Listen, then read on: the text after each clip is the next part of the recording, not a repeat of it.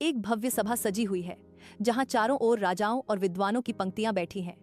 माहौल पूरी तरह उत्साह और उत्सव से भरा हुआ है और सभी की आंखों में बेसब्री साफ झलक रही है। मंच के ठीक मध्य में एक विशाल और चमकता हुआ शिव धनुष रखा है जिसकी दिव्यता से पूरा दरबार आलोकित हो रहा है और हर किसी की नजर बस उसी पर ठहरी हुई है।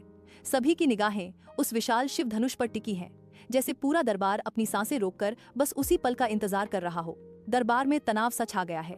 कई राजा गुस्से में उठते हैं, चेहरों पर नाराजगी साफ दिखती है। कुछ बिना कुछ कहे सभा छोड़ देते हैं और माहौल पूरी तरह भारी हो जाता है। राजा जनक धीरे धीरे मंच पर आते हैं। उनके चेहरे पर गंभीरता और गर्व दोनों झलकते हैं। सभा की नजरें उनके हर कदम पर टिकी होती हैं और दरबार में सन्नाटा छा जाता है। राजा जनक की गंभीर वाणी पूरे दरबार में गूंजती है। जो भी वीर इस परम पावन शिव धनुष पर प्रत्यंचा चढ़ाने में सफल होगा, वही मेरी पुत्री सीता के साथ विवाह करने का अधिकारी होगा। शक्तिशाली राजा एक एक करके मंच पर आते हैं। हर बार वे पूरे जोश के साथ धनुष को उठाने की कोशिश करते हैं, लेकिन हर प्रयास निराशा और असफलता में बदल जाता है। धनुष को हिलाने में असमर्थ कुछ राजा गिर पड़ते हैं, जिससे निराशा का माहौल गहरा होता जाता है। दरबार में हताशा और निराशा का माहौल छा जाता है, जो हर असफल प्रयास के साथ गहरा होता जाता है। दरबार में मजाक और मायूसी का माहौल छा जाता है। कुछ राजा गुस्से में भड़क उठते हैं और तमतमाते हुए सभा छोड़कर बाहर निकल जाते हैं। राजा जनक निराश दिख रहे हैं। इस महत्वपूर्ण क्षण का भारी बोझ उनके कंधों पर साफ महसूस हो रहा है।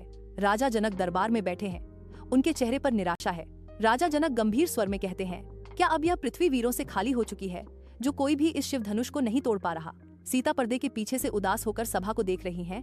उनकी आंखों में गहरी चिंता और बेचैनी साफ झलक रही है। वे स्थिति को लेकर बेचैन हैं। श्री विश्वामित्र मुस्कुराते हैं और श्री राम की ओर देखते हैं।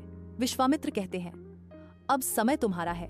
राम विनम्रता से उठते हैं। उनकी एक शांत और गरिमामय चाल से पूरा दरबार मौन हो जाता है। हर किसी की निगाहें उन्हीं पर टिकी हैं। सभा में हर नजरें राम पर टिक गई हैं। यह एक गंभीर और निर्णायक पल है, जहां सभी की उम्मीदें और आशाएं राम के कदमों पर टिकी हैं। राम धीरे धीरे चलकर धनुष के पास पहुंचते हैं।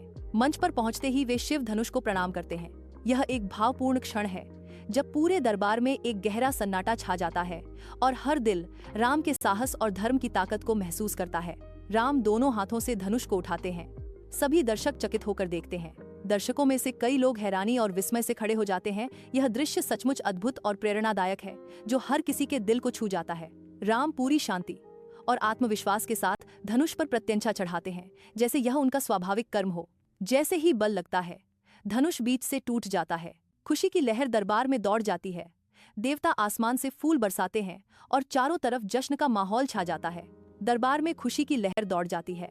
हर कोई तालियां बजाने लगता है और माहौल पूरी तरह से जश्न में डूब जाता है। सीता पर्दे से बाहर आती हैं और भावुक होकर राम को देखती हैं। मैं इसे अपने दिल से स्वीकार करती हूँ। जैसे एक भावनाओं की लहर सीता पर बह निकलती है। राजा जनक दिल से भावुक होकर धीरे धीरे मंच की तरफ बढ़ते हैं। पूरा यकीन लेकर राजा जनक बोले, यही है वो बहादुर जो मेरी सीता के लिए बिल्कुल सही है।